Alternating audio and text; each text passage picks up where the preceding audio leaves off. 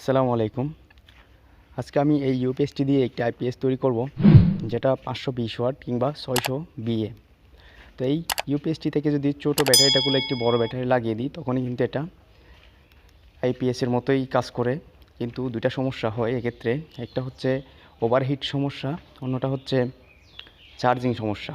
কারণ এটাতে যে চার্জিং সিস্টেম রয়েছে সেটি হচ্ছে ছোটো ব্যাটারি চার্জ করার জন্য উপযুক্ত। তাই জন্য বড় ব্যাটারি চার্জ দিতে হলে আমাদের এক্সট্রা একটি চার্জার ব্যবহার করতে হবে, এবং এটি ঠান্ডা করার জন্য, যেহেতু বেশিক্ষণ চলবে, এজন্য এটি ঠান্ডা করার জন্য একটি কুলিং সিস্টেম ব্যবহার করতে হবে। তো আমরা এখন ইউপিএসটি খুলে নেব। আমি ইউপিএসটি খুলে নিচ্ছি। খোলার পরে দেখেন সব কিছু কিন্তু ঠিকঠাক আছে। এবার আমরা সার্কিটটা খুলে ফেলব।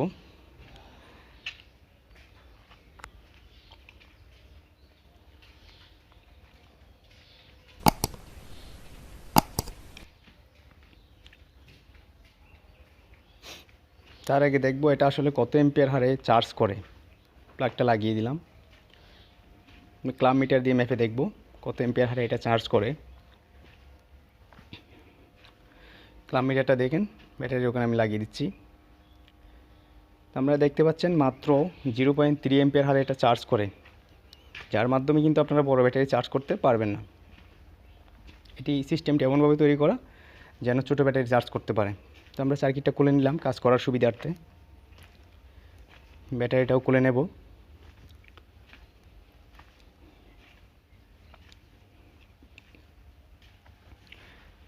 ব্যাটারিটা খুলে নিয়ে ব্যাটারির জায়গায় কিন্তু আমরা একটা ট্রান্সফর্মার বসিয়ে দেব। তো ব্যাটারিটা খুলে ফেললাম। এটা হচ্ছে একটা চার্জিং ট্রান্সফর্মার, যেটা চাইছে আমরা চার্জ করব বড় ব্যাটারি। এটা আমি কীভাবে তৈরি করছি সেটা একটি ভিডিও আছে আমার প্লে লিস্টে, অথবা ডিসক্রিপশনে লিঙ্ক পেয়ে যাবেন। এটা প্রায় 60 এম্পিয়ার পর্যন্ত বের হয়। এরকম একটা কুলিং ফ্যান লাগাবো, যেন এটা দীর্ঘক্ষণ চললে, গরম হলে সেটাকে ঠান্ডা করতে পারে। কুলিং ফ্যানটা লাগানোর জন্য আমরা এই কেসিংটা কেটে নেব। কেসিংটা যেন গোল করে কাটতে পারি, সেটার জন্য আমরা একটু চারপাশে দাগ দিয়ে দেব। এটা কলম দিয়ে আমি দাগ দিয়ে নিলাম।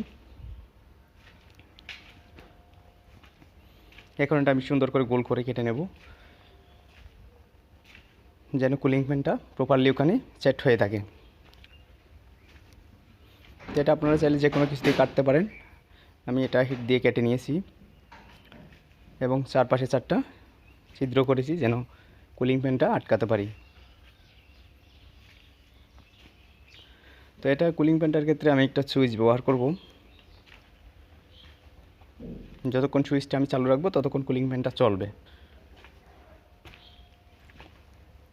এই যে ছোট্ট একটা সুইচ আমি ব্যবহার করব, এখানে সুইচের জন্য একটা জায়গা করে নিয়েছি।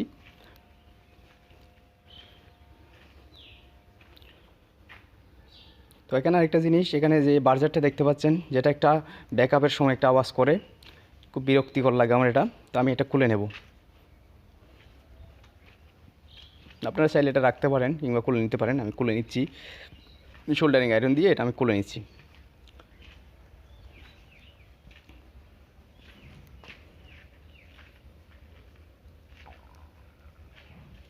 এই যে বার্জারটা, এটা কিন্তু খুব বিরক্তিকর একটা সাউন্ড করে, এই জন্য আমি খুলে নিলাম। এখন আমি এই চার্জিং ট্রান্সফর্মারটা আমি বসিয়ে দেব। এটা আমি বসালাম। তো আমি এখানে রেকটিফায়ার ব্যবহার করছি, আপনারা চাইলে সাথে একটি ক্যাপাসিটর ব্যবহার করতে পারেন। আমি কিন্তু ক্যাপাসিটর ব্যবহার করলাম না। তো এটা জাস্ট কুলিং ফ্যানের লাইনটা, এই যে রেকটিফায়ারের পজিটিভ এবং নেগেটিভ আউটপুটের ওখান থেকে আমি নিয়ে নেব। আমি লাগিয়ে দিলাম।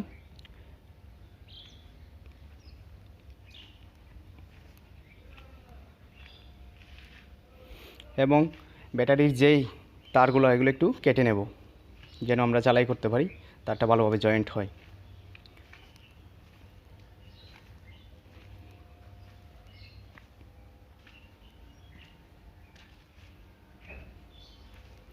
ব্লেড দিয়ে আমরা তারগুলো বের করে নেব, যেন জয়েন্টটা ভালো হয়। যেহেতু এটা দিয়ে কারেন্ট বেশি পাস হয়, এজন্য এটা একটু ভালোভাবে জ্বালাই করতে হবে।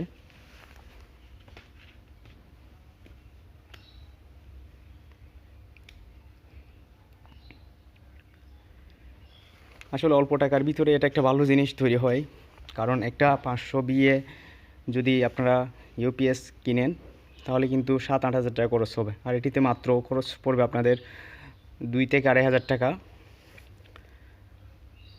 তো এখানে দেখেন আমি 2টা করে তার নিয়েছি, একটা দিয়ে ব্যাটারিতে চার্জ হবে আর একটা দিয়ে ব্যাটারি থেকে চার্জ সার্কিটে যাবে। তো একটা তো আমি রেকটিফায়ারে লাগিয়ে রেখেছি, আরেকটা করে তার লাল এবং কালো যে 2টা তার, 2টা আমি ওই যে আগে যে ছোটো ব্যাটারি ছিল ছোটো ব্যাটারির যে 2টা তার সার্কিট থেকে আসছে ওই 2টাতে আমি পজিটিভ এবং নেগেটিভ ঠিক করে লাগিয়ে দেব। প্লাস দিয়ে একটু মুড়িয়ে দেব যেন জয়েন্টটা ভালো হয়।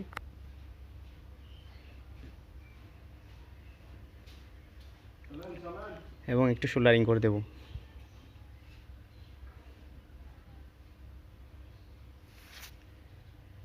আমি সোল্ডারিং করে দিচ্ছি। এরপরে ট্যাপ দিয়ে ভালোভাবে মুড়িয়ে দেব যেন কোথাও লেগে যেন শর্ট করতে না পারে।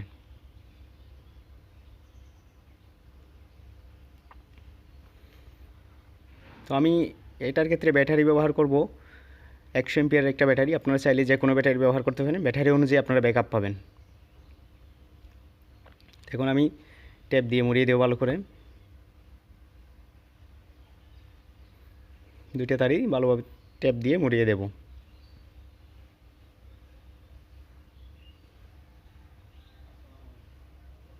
এখন এখানে একটি গুণা দিয়েছি আমি, গুণার তার যেটি দিয়েছি যে যেন ট্রান্সফরমারটিকে এটি চেপে ধরে নড়াচড়া করতে না পারে। যেহেতু ট্রান্সফরমারটিতে আমাদের কোনো নেই, স্ক্রু নেই, এজন্য এটা চেপে ধরার একটি ব্যবস্থা করেছি যেন এটা নড়াচড়া করতে না পারে।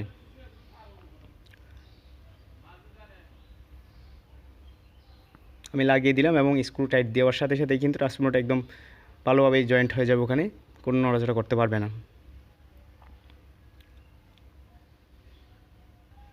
আমি স্ক্রুগুলো টাইট দিয়ে নিলাম।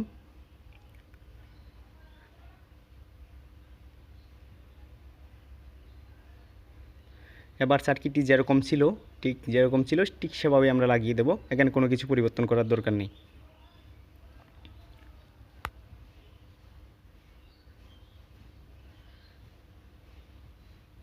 সার্কিটটি আমি বসিয়ে দিলাম এবং সার্কিটের যে স্ক্রুগুলো লাগানো ছিল ট্রান্সফরমারের সাথে ওগুলো আমি লাগিয়ে দেবো ঠিক আগে যেরকম ছিল ওভাবেই, এখানে কোনো পরিবর্তন করব না। এখানে স্ক্রুগুলো একটু ভালোভাবে লাগাতে হয়, যেহেতু এগুলো দিয়ে কারেন্ট পাস হয় বেশি, এই জন্য একটু ভালোভাবে যেন লুজ কানেকশন না থাকে সেভাবেই টাইট দিতে হবে। অপর পাশের স্ক্রুটাও আমি লাগিয়ে দিচ্ছি।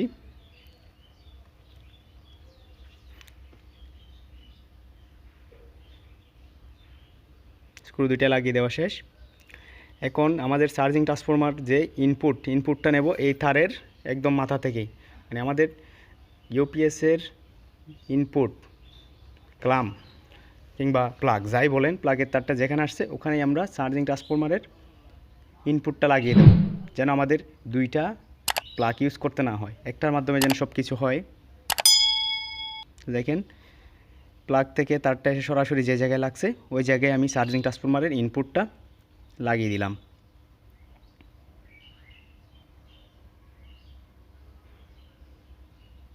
যেন এটি দিয়ে চার্জিং ট্রান্সফরমারে কারেন্ট পাস হয়। তারগুলো একটু ভালোভাবে সাজিয়ে নেব।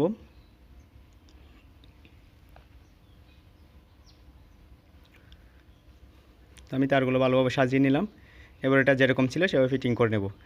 এই যে তারগুলো বের করার জন্য একটা ছিদ্র করে নেব, আমি সোল্ডারিং আয়রন দিয়ে একটা ছিদ্র করে নিচ্ছি যেন তারগুলো বাইরে বের করতে পারি।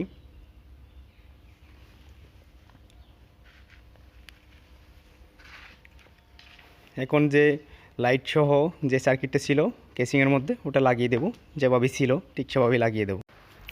তো যেভাবে ছিল আমরা ঠিক কীভাবে আমরা ফিটিং করে ফেলবো, এটা সার্কিটটা লাগিয়ে দিচ্ছি।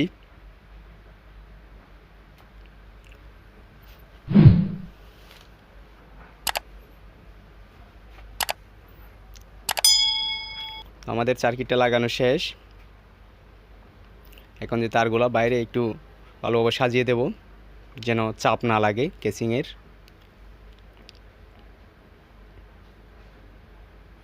এখন আমরা উপরে ডাকনাটা লাগিয়ে দেব।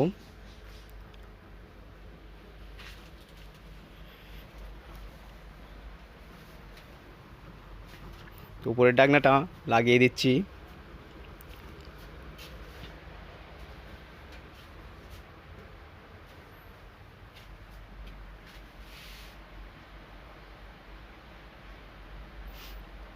এরপর এটা উল্টিয়ে স্ক্রুগুলা লাগিয়ে দেব।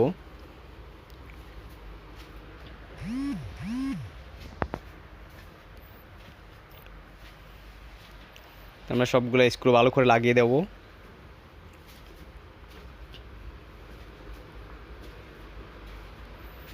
এটার কাজ আমাদের শেষ। এখন আমরা এটা টেস্ট করে দেখব।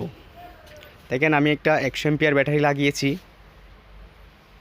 দেখেন যে ইউপিএসের তারের মধ্যে ক্লাম লাগিয়েছিলাম, এগুলোতে আমি 100 এম্পিয়ার ব্যাটারি এবং আউটপুটে প্লাগ লাগিয়েছি দুইটা, একটা হচ্ছে আমার কম্পিউটারের, একটা হচ্ছে একটা কাঁচা প্যানের। তো আমরা ইউপিএসটা অন করব। সুইচটা একটু চেপে ধরলে এটা অন হবে। ইউপিএসটা অন হয়েছে, দেখেন ব্যাকআপ লাইটটা কিন্তু জ্বলতেছে। এবার আমি আমার যে ল্যাপটপ, যদিও এটি ল্যাপটপ, এটার কিন্তু ব্যাটারি কোনো ব্যাকআপ দেয় না, মানে ব্যাটারি নাই বললেই চলে এটার। দেখেন ল্যাপটপটা কিন্তু অন হয়ে গেছে। এরপরে এখন ফ্যানটা চালু করব। এই যে ফ্যানটা চালু করে দেখব। ফ্যানের তারটা দেখেন আপনারা একদম ইউপিএস থেকেই আসছে। অন করলাম, ফ্যানটা কিন্তু ঘুরতেছে। এখানে আমার দুইটা লোডই চলছে। আমি পরবর্তীতে আরও লোড লাগাবো এটাতে, কারণ 520 ওয়াট পর্যন্ত এটাতে ব্যবহার করা যাবে। তো আমি আপনাদেরকে দেখানোর জন্য এই দুইটা লোড দিয়ে চালিয়ে দেখলাম। ধন্যবাদ সবাইকে।